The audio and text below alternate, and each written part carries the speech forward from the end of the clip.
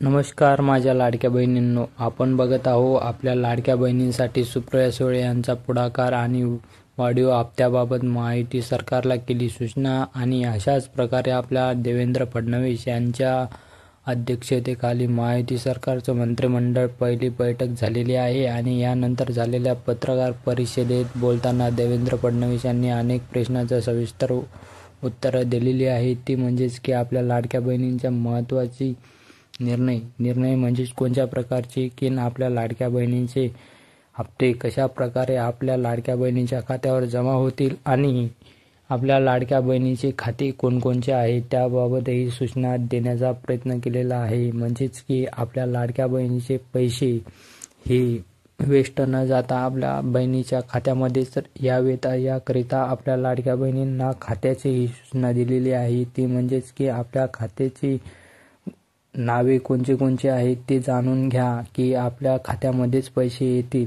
ते म्हणजेच की स्टेट बँक आणि सेंट्रल बँक आणि पोस्ट पेमेंट बँक या तिन्ही खात्यामध्येच पैसे येणार आहे, बाकीच्या खात्यामध्ये पैसे येणार नाहीत। हेही आपण जाणून घ्यावं।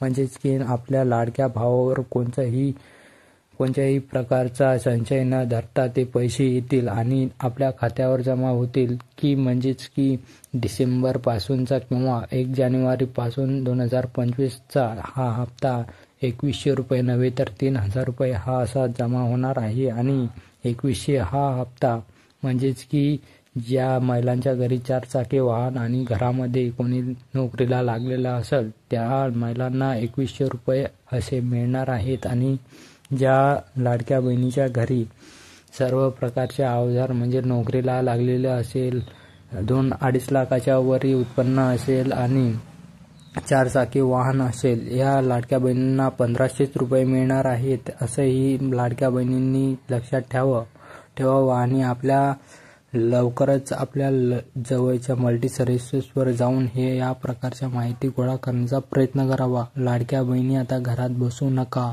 आपल्या खात्यामध्ये लवकरात लवकर हे पैसे जमा होणार आहेत। तर धन्यवाद।